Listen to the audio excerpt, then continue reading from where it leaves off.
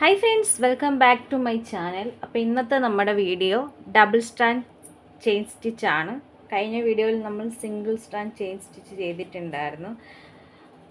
അപ്പോൾ അതിനു വേണ്ടിയിട്ട് ഞാൻ 2 സിൽക്ക് ത്രെഡുകൾ എടുത്തിട്ടുണ്ട്. ഡിഫറെൻറ്റ് കളേഴ്സാണ് യൂസ് ചെയ്യുന്നത്. കാരണം ഡിഫറെൻറ്റ് കളേഴ്സ് ആയതുകൊണ്ട് തന്നെ 2 കളറിലുള്ള ത്രെഡുകളിലും സ്റ്റിച്ച് വീണിട്ടുണ്ടോ ഇല്ലയോ എന്നൊക്കെ അറിയാൻ പറ്റും.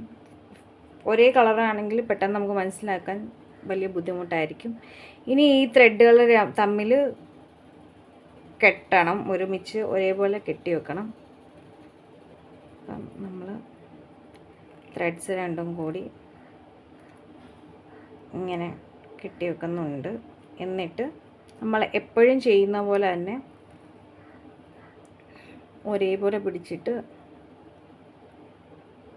ഫസ്റ്റ് എപ്പോഴും ചെയ്യുന്ന പോലെ തന്നെ എടുത്തിട്ട് നമ്മൾ ഇങ്ങനെയാണ് കോർത്ത് കൊടുക്കാൻ പോകുന്നത്. അപ്പം നമ്മുടെ വീഡിയോയിലേക്ക് നമുക്ക് പോകാം. ഫസ്റ്റ് നമ്മൾ എപ്പോഴും ചെയ്യുന്ന പോലെ തന്നെ കുത്തിട്ട് കൊടുക്കുന്നുണ്ട്. അപ്പം അതിനെക്കുറിച്ചൊന്നും ഞാൻ ഡീറ്റെയിൽ ആയിട്ട് പറയുന്നില്ല, കാരണം അതിനെക്കുറിച്ചുള്ള വീഡിയോസ് നമ്മൾ ഓൾറെഡി ചെയ്തിട്ടുണ്ട്. ഇനി നമ്മൾ നെക്സ്റ്റ് പോയിന്റിൽ കുത്തി എടുക്കുമ്പോൾ ശ്രദ്ധിക്കേണ്ട കാര്യം 2 ത്രെഡും വന്നിട്ടുണ്ടോയെന്നാണ്. അതായത് പിന്നെ നെക്സ്റ്റ് പോയിന്റിൽ കുത്തി എടുക്കുക.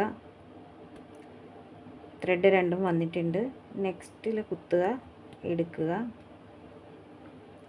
ഇത് ഫസ്റ്റ് ടൈമൊക്കെ ഇങ്ങനെ ചെയ്യുമ്പോൾ ചിലപ്പോൾ നമുക്ക് ഒരു ത്രെഡേ കിട്ടൂ, ചിലപ്പോൾ ത്രെഡ് പൊട്ടിപ്പോവാൻ അങ്ങനെയൊക്കെ കുറേ ചാൻസസ് ഉണ്ട്. അപ്പോൾ നമ്മൾ എന്താ ചെയ്യേണ്ടതെന്ന് വെച്ചാൽ നല്ലപോലെ പ്രാക്ടീസ് ചെയ്യാൻ ശ്രമിക്കുക. ഒരു പിക്ചറൊക്കെ എടുത്തിട്ട് ഞാൻ ഈ ലീഫ് ചെയ്തിട്ടുള്ള പോലെ തന്നെ കുറേ പ്രാവശ്യം പ്രാക്ടീസ് ചെയ്ത് നോക്കിയിട്ട് ഇങ്ങനെ ചെയ്തെടുക്കുക. പതുക്കെ ചെയ്തെടുക്കണം, കാരണം അല്ലെങ്കിൽ ത്രെഡുകൾ പൊട്ടിപ്പോവാൻ ഭയങ്കര ചാൻസ് കൂടുതലാണ്. പിന്നെ ഫസ്റ്റ് ചെയ്യുന്നവരാണെങ്കിൽ ഓരോ വലിയ വലിയ സ്റ്റിച്ചസ് ഇട്ട് കൊടുക്കുക. ഓരോ സ്റ്റിച്ചസും കുറച്ച് വലുതായിട്ടിടുക. അപ്പോൾ നമുക്ക് കുറച്ച് നന്നായിട്ട് തന്നെ കിട്ടും. നമ്മുടെ ആരി വർക്കിൽ നമ്മൾ നന്നായിട്ട് തന്നെ ഉപയോഗിക്കുന്ന ഒരു സ്റ്റിച്ച് തന്നെയാണ് ഇത്.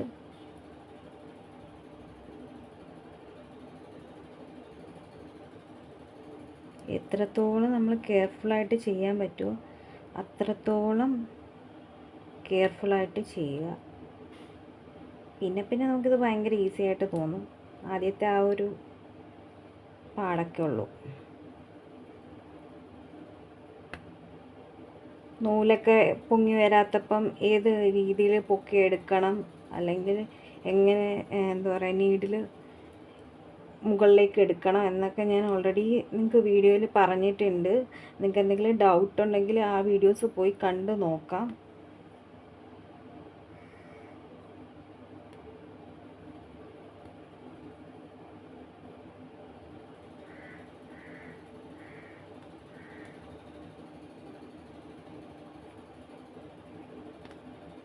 നമുക്ക് എത്രത്തോളം കംഫർട്ടാകുന്നോ ആ ഒരു ലെവലിൽ ചെയ്തെടുക്കാൻ ശ്രമിക്കുക. അല്ലെങ്കിൽ ഒരേ മെത്തേഡിൽ തന്നെ ചെയ്യണമെന്നൊന്നും ഞാൻ പറയില്ല.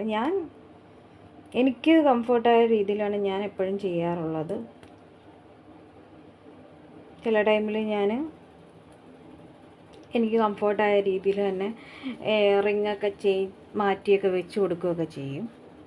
അപ്പോൾ നമ്മുടെ എൻഡ് പോർഷനിൽ എത്തിയിട്ടുണ്ട്. ഇനി നമ്മൾ ചെയ്യാൻ പോണത് എൻഡ് നോട്ട് കൊടുക്കുകയാണ്. നമ്മൾ സാധാ ചെയ്യുന്ന പോലെ തന്നെ എൻഡ് നോട്ട് എടുത്തു. 2 നൂലും വന്നിട്ടില്ല, അപ്പോൾ കിട്ടി. ഇനി നമ്മൾ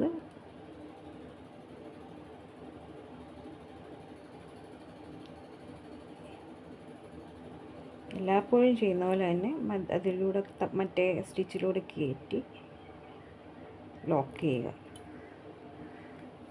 അപ്പോൾ നമുക്ക് എൻഡ് നോട്ടും കിട്ടിയിട്ടുണ്ട്. അപ്പോൾ എല്ലാവരും പ്രാക്ടീസ് ചെയ്ത് നോക്കുക. അപ്പം നിങ്ങൾക്ക് ഈ വീഡിയോസ് യൂസ്ഫുൾ ആണെങ്കിൽ ചാനൽ സബ്സ്ക്രൈബ് ചെയ്യാൻ മറക്കരുത്. പിന്നെ എന്തെങ്കിലും സജഷൻസൊക്കെ ഉണ്ടെങ്കിൽ കമൻ്റായിട്ട് പറയുക. അപ്പോൾ ഓക്കെ, താങ്ക്സ്.